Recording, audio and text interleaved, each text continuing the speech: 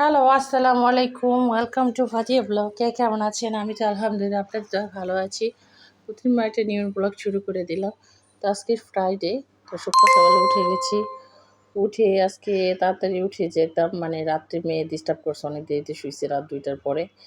তো ঘুম হয় নাই, সকালেও ঘুম আসতাম। তো সিঁড়ি মোছার মহিলা চলে আসছে, সিঁড়ি মুছবো আপা। তো সিঁড়ি মোছার জন্য সাবান, তারপর বেলচাগুলা দিলাম। তো সেই সকালে সিঁড়ি মুছতেছিল।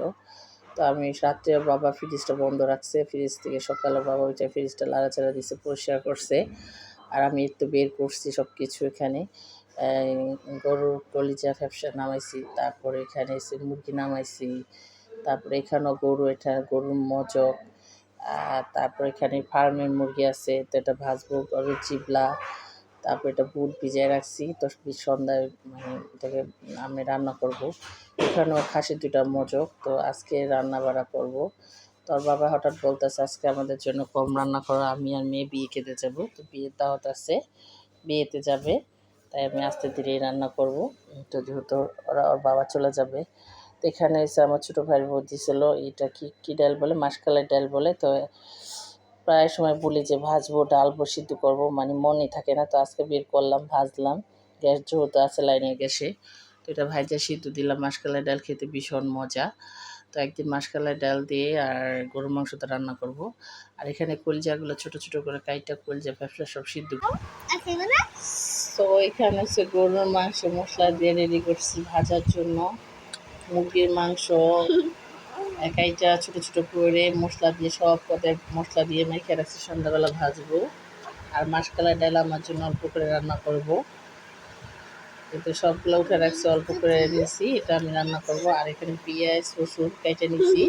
গরুর মাংস সাদা রান্না করব, বাবা কালকে দোকানে দেবো, তো আজকে যেহেতু গ্যাস আছে, এটা বিকালে রান্না করবো গরুর মাংসটা।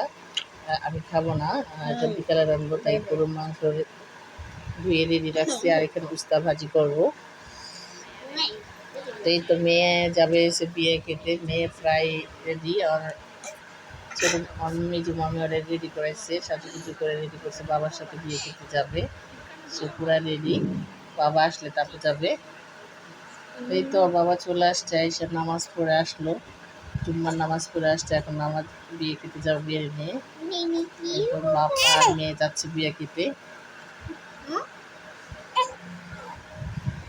তারপর সাথে আমার সাইডে আমার ছোটো মেয়ে বড় মেয়ে দুষ্টামি করতেছিল, ওদের সাথে ওদের সামনে বড় দিতে অনেক কষ্ট হচ্ছে। তো ছোটো মেয়ে কান্না করতেছিল আর বড় মেয়ে দুষ্টামি করতেছিল। তো এই তো, তো বাবা আর মেয়ে চলে গেছে, চলে গেল। ছোটো মেয়ের ঘুম পাড়ায় রেখে আসছি, এই ওঠে এই ঘুমায়, মানে ঠিক মতো নিয়ে কাজ করতে অনেক কষ্ট। একা থাকলে যা হয়, একা থাকতে কাজ করতে, বাচ্চা পাল্লে রাখতে অনেক কষ্ট হয়ে যায় যদি কেউ না থাকে। একটা মানুষ আমার এক হাতে সব কাজ করতে হয়। তো বুয়া তো বাকি কাজগুলো করে দেয়, তাও ঘরের অনেক কাজ থাকে, সেগুলো ঘরের কাজগুলো আমার করতে হয়। তো এখানে হচ্ছে সাদা মাংসটা মাইখা রেডি করে রাখছি। আর বিকালে বসবো। আর এখানে দুধ চাল নিয়ে এনেছি, দুধ দিয়ে সাদা মাংস রান্না করব। আর সো এই তো দুপুরে রান্না শেষ, হালকা পাতলা আমি খাবো। কী রান্না করলাম আপনাদের মাঝে শেয়ার করি।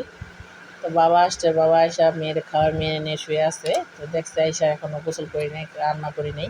তো রান্না করতে, খাওয়া দাওয়া করতে অনেক লেট হয়ে গেছে। তো এখানে এসে মাসকালাই ডাল রান্না করছি, অল্প অল্প করে ঢেঁড়স পাতুরি করছি, উস্তা ভাজি করছি। কালকের মজক ছিল, সেটা দিয়ে ভাত খাবো, আর একটু গরম গরম ভাত। তো এখন এসে আমি খাওয়া দাওয়া করবো।